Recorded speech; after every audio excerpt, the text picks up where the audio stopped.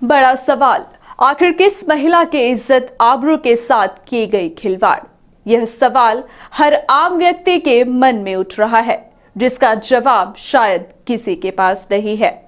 हम बात कर रहे हैं रीवा जिले के गुड़ थाना क्षेत्र अंतर्गत गुड़ नगर परिषद के वार्ड क्रमांक 2 की, जहां विगत दिनों एक महिला को सरेराह पीटा गया। पीटा ही नहीं गया बल्कि महिला को निर्वस्त्र करके उसकी इज्जत व आबरू को खुले बाजार में नीलाम किया गया, जिसकी तस्वीर भी सोशल मीडिया के साथ अखबारों एवं टीवी चैनल की सुर्खियां बनी रही। लेकिन जिम्मेदार इस खबर से बेखबर देखे गए, जो कि कानून व्यवस्था पर एक बड़ा सवाल माना जा रहा है, क्योंकि इतनी बड़ी घटना के बाद कानून की रक्षा करने वाले लोग, महिला आयोग एवं शासन द्वारा महिलाओं के लिए बनाए गए कठोर से कठोर कानून सबके सब एक तरफ रह गए और कानून की सरेराह धज्जियां उड़ाने वाले लोग पैसे व रसूख के दम पर कानून की आंखों में पट्टी बांध दिए।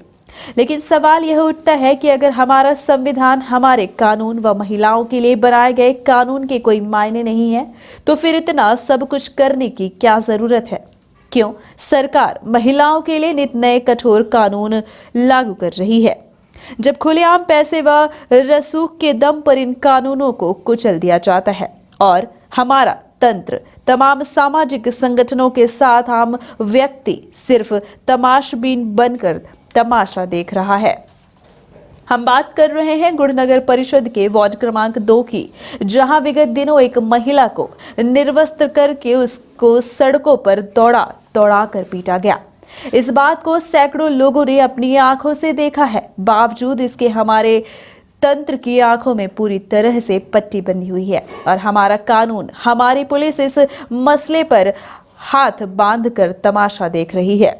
लेकिन इस घटना ने समाज को झकझोर कर रख दिया है कि अगर महिलाओं के साथ इस तरह से अपराध करने के बाद भी अपराधियों के खिलाफ कोई कार्यवाही नहीं होती, बल्कि उल्टे समाज में विष घोलने वाले लोग, इसका विरोध करने वाले लोगों के साथ मीडिया व अन्य लोगों के खिलाफ षड्यंत्र करके कार्यवाही करने का खेल खेल रहे हैं।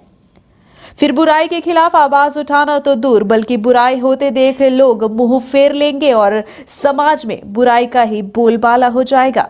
कोई बुराई के खिलाफ आवाज नहीं उठाएगा।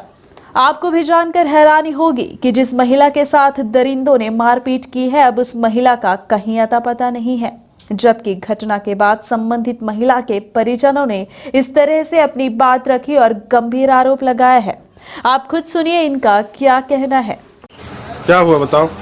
छुटकाऊ तिवारी लेके भाभी को मेरे लाए ना पर्द होकर, उसके बाद यहाँ आकर मारे। साल के लेडीज जितने थे सभी लोग आके यहाँ मार रहे थे। फिर मैंने देखा तो मैंने पहले 10 मिनट रुका था, फिर उसके बाद मैंने सोचा कि मेरे को कहीं ना मारे, तो मैं चला गया मम्मी को बुलाने। उसके बाद मैं आया घर में तो यहाँ सबके दरवाज़ा बंद था, किसी के दरवाज़ा नहीं खुला था, ना मेरी भाभी को पता था, ना कोई को पता था। बिना कपड़े वहाँ से बिना कपड़े के लेके आए थे यहाँ। फिर कहाँ से लेके आए थे? वो अपने घर से लेके आए थे। कौन लेके आया था? छुटकाऊ तिवारी, लड़का उनका चल गए उनके घर के लेडीज बिना कपड़े के। जी आप लोग रिपोर्ट कर रहे हैं? खाली समीज पर पहनी थी, अब वो फिराक भर पहनी थी, बाकी सब करवा दिए। कपड़े बिना उतार, मतलब कपड़े उतार के मारे थे। थाने में रिपोर्ट कर रहे हैं आप लोग? नहीं, अभी नहीं गए थे सर। अब यहाँ दे रहे, अब क्या करिए। हम जब मोहल्ला में गए, सर लोग गए मोहल्ले में, तो कोई गवाही नहीं दे रहा था। फिर जाना गुरु लोग फिर वो किए, तो फिर सुने कि आपको जान का खतरा भी है? जी सर। कौन दिया है जान का खतरा मारने के लिए? ये छुटकाऊ एक लड़का दिए।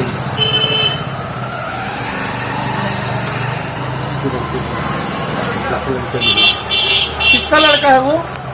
छुटकाऊ तिवारी का। आपको जब जानकारी नहीं हुई तो हम क्या बोल सकते हैं। जिस दिन से मारपीट हुई उस दिन से वो गायब? जी, मैं घर आया तो कोई नहीं था वहाँ पास, गायब है तब। सबके दरवाजा बंद था। और वहाँ से मैं वहाँ बेरियल तक गला गया हूँ देखने, तो नहीं मिली तो मैं डायरेक्ट घर चला। वहीं अब इस घटना को लेकर भाजपा के पूर्व मंडल अध्यक्ष मोतीलाल मिश्रा ने भी सवाल खड़े किए हैं और शासन प्रशासन से इस मामले की जांच करने और कानून की धज्जियां उड़ाने वालों पर कठोर कार्यवाही की मांग भी की है। अब सवाल यह उठ रहा है कि एक महिला ने थाने में लिखित तौर पर आवेदन दिया है कि उसके साथ कोई घटना नहीं हुई है, बल्कि उसे गलत तरीके से परेशान कर उसकी इज्जत के साथ खिलवाड़ की जा रही है। ऐसे में एक अहम प्रश्न यह खड़ा होता है कि आखिर वो महिला कौन है जिसके साथ इतनी बेरहमी से मारपीट कर उसे निर्वस्त्र किया गया और इससे पुलिस प्रशासन व खुद को कानून के रखवाले कहने वालों ने क्या कार्यवाही की। आखिर क्यों इस मामले को संज्ञान में नहीं लिया गया, इसके पीछे किसका हाथ है? खैर, ये तो जांच का विषय है, परंतु आम व्यक्ति व अन्य महिलाओं के लिए यह घटना बड़ा भय पैदा करने वाली मानी जा रही है। इस मसले पर जिम्मेदार पूरी तरह से मौन है, कोई कुछ कहने बोलने की स्थिति में नहीं है। पर पुलिस अगर इस घटना की जांच सही तरीके से करे तो असलियत जरूर सामने आ सकती है। लेकिन ऐसा माना जा रहा है कि पुलिस पर भी कहीं ना कहीं से बड़ा दबाव आ रहा है। इस घटनाक्रम के बाद जिस महिला के साथ घटनाक्रम की बातें जोड़ी जा रही थी, अब उस महिला ने थाने में लिखित रूप से पत्र देकर स्वयं के साथ इस तरह की किसी भी घटना से इनकार किया है और गुड़ निवासी महेंद्र उपाध्याय सहित कुछ अन्य लोगों पर स्वयं को बदनाम किए जाने का षड्यंत्र बताया है। हम इस नज़र से देख रहे हैं कि जो ये घटना घटी है और जो अखबार में, मीडिया में, न्यूज़ में आया है, व्हाट्सएपों में, तो ये आया है कि महिला के साथ मुंदिका प्रसाद तिवारी, रोहित तिवारी और उनके परिवार के सदस्यगण मारपीट किए हैं, नग्न किए हैं। जो हमने न्यूज़ में सुना तो हमारा ये कहना है कि, और हम भी आप वीडियो में देखा कि वो नग्न पड़ी है। उसका जो महिला का देवर है वो भी वीडियो में आया कि ऐसा उसके साथ मारपीट की गई है, नग्न किया गया है, जो कि उसके देवर का बयान भी है वीडियो में। अब ये क्या मामला है, क्या नहीं है, पुलिस प्रशासन इसमें क्या कार्रवाई कर रही है, क्या जांच कर रही है, ये कहाँ का मामला है। इसलिए कि भारतीय जनता पार्टी की सरकार चाहे उत्तर प्रदेश में देखे, चाहे केंद्र में देखे, चाहे प्रदेश में देखे, महिला प्रताड़न का अगर कोई किया है तो उसके ऊपर सख्त से सख्त कार्रवाई हमारी सरकार करती है।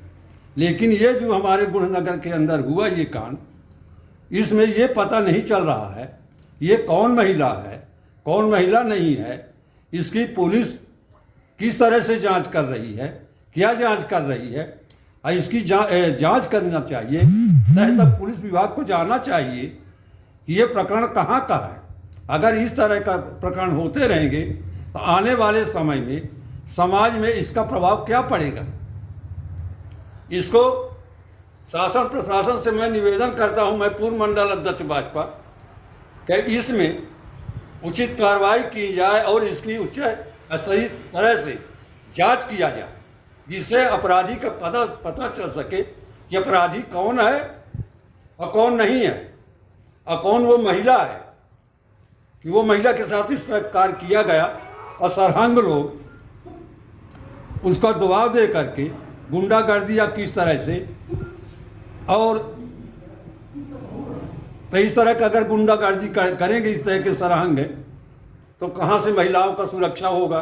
अभी हमारे गुड़नगर के अंदर ये पहली वारदात है, तो आने वाले समय में गुड़ में क्या होगा, इसको सरकार को और शासन प्रशासन को सोचना चाहिए और इसमें कार्रवाई करना चाहिए। मेरा यही थाना प्रभारी जी से मेरा निवेदन है और DISP साहब से, VPC साहब से, कि इसको बारीकी से जांच करें ये कौन महिला के साथ इस तरह का कार्य किया गया है। क्योंकि इस समय हमारे जो थाना में थाना प्रभारी हैं और हमारे DISP साहब हैं, ये बहुत सुलझे व्यक्ति हैं, ये तो दुनिया का पता लगा लेने वाले हैं। इसलिए मैं उनसे भी निवेदन करता हूं कि इसकी जांच करें, सही कार्रवाई करें। महिला द्वारा थाने में लिखित आवेदन दिए जाने सहित गलत तरीके से आरोप लगाए जाने के बाद महेंद्र उपाध्याय ने भी विगत दिनों हुई घटना पर कई सवाल खड़े किए हैं और इसे पुलिस व प्रशासन की नाकामी करार दिया है। साथ ही यह भी सवाल खड़े किए हैं कि आखिरकार वह कौन सी महिला थी जिसके साथ इतनी बड़ी घटना घटित हुई।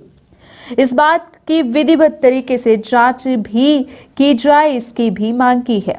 आप खुद सुनिए इस मसले पर श्री उपाध्याय ने क्या कहा है। दिनांक 5/11/2021 को नगर पंचायत बोर्ड वार्ड क्रमांक 2 में एक महिला के साथ घटना घटित हुई थी, जिसमें कल मुझे एक समाचार पत्र और इसे मोबाइल में एक महिला का बयान हमने सुना और उसने ये कहा कि मैं 5 तारीख को मायके में थी, मेरे साथ कोई घटना नहीं घटित हुई है। जब ये महिला मायके में थी तो फिर कौन महिला है, इसके ऊपर जिस तरह से मेरे आरोप लगाई है, मेरे ऊपर, इंद्रभान उपाध्याय के ऊपर, विकास तिवारी के ऊपर, कि इन लोगों ने मुझे बदनाम करने के लिए और धमकी दी है कि और वीडियो बनाया है, जबकि हमने अपने बयान में ऐसा कुछ नहीं कहा, ना मैंने किसी महिला का नाम लिया। मैंने सिर्फ अपराध जो घटित हुआ है उस संबंध में हमने बयान दिया था और जिन लोगों ने इस अपराध को अंजाम दिया उस बारे में मैंने बताया था। लेकिन इस महिला के बयान से ऐसा लगता है कि ये सोची समझी साजिश के तहत इससे बयान दिलवाया गया है।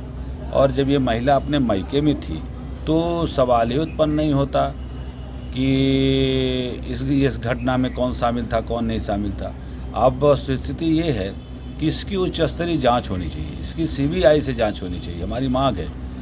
और चूँकि घटना तो घटित हुई है, फिर वो कौन सी महिला है जिसके साथ इस तरह से घटना घटित हुई। हजारों आंखों ने उस घटना को वार्ड क्रमांक 2 से वार्ड क्रमांक 5 तक देखा है।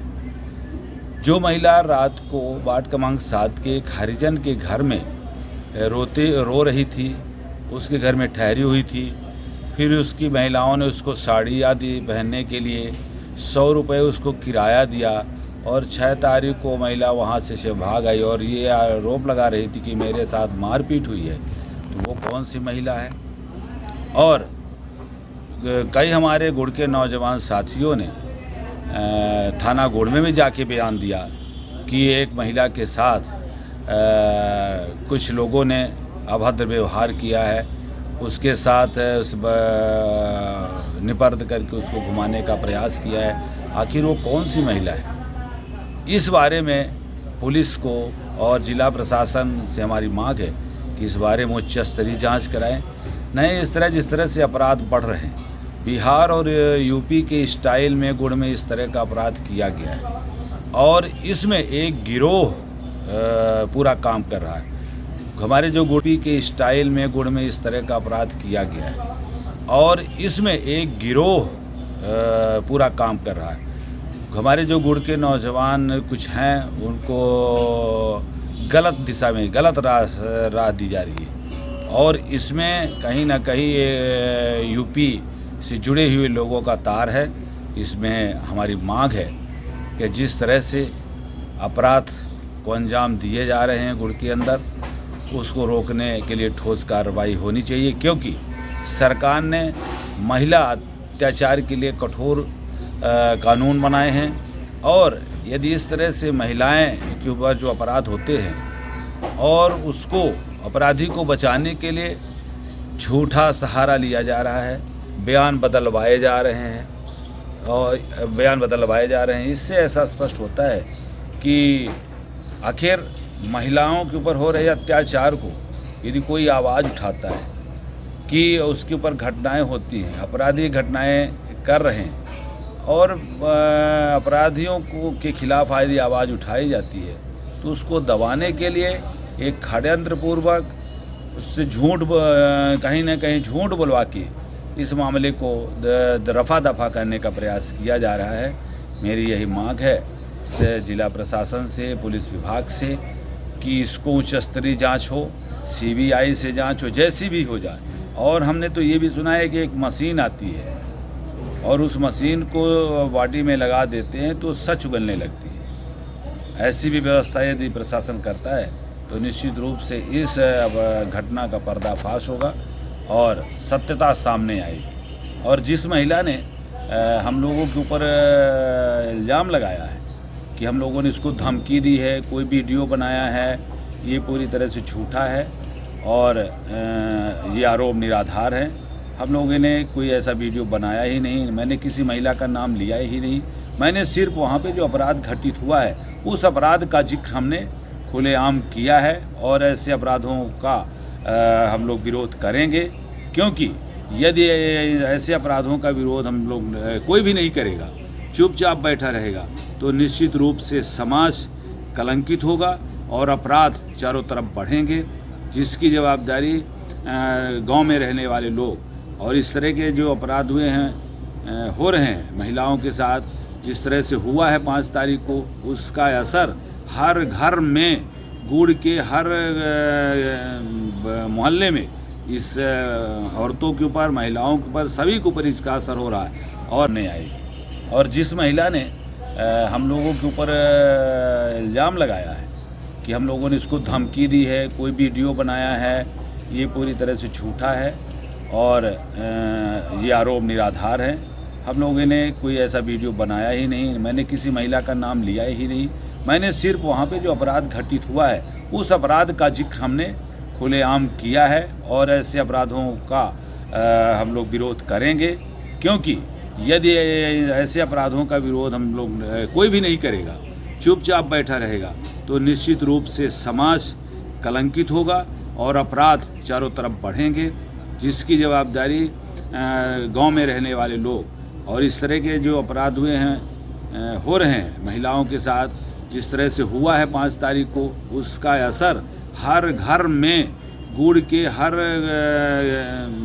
मोहल्ले में इस औरतों के ऊपर, महिलाओं के ऊपर, सभी के ऊपर इसका असर हो रहा है और हर घर में यह चर्चा है और लोग कह रहे हैं कि ये खुलेआम इस तरह से जिन लोगों ने किया है उनके खिलाफ कार्रवाई होनी चाहिए, क्योंकि ऐसा कृत्य गुड़ में पहली बार देखने को मिला है।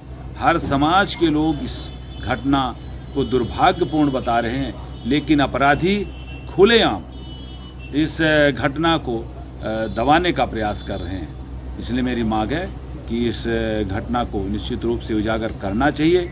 ये जिस महिला ने थाने में अपना बयान दिया कि मेरे साथ कोई घटना नहीं घटी, तो मैं मायके में थी, तो जब वो मायके में थी तो किस महिला के साथ ये घटना घटित हुई, उस महिला की तलाश होनी चाहिए। हमारा ये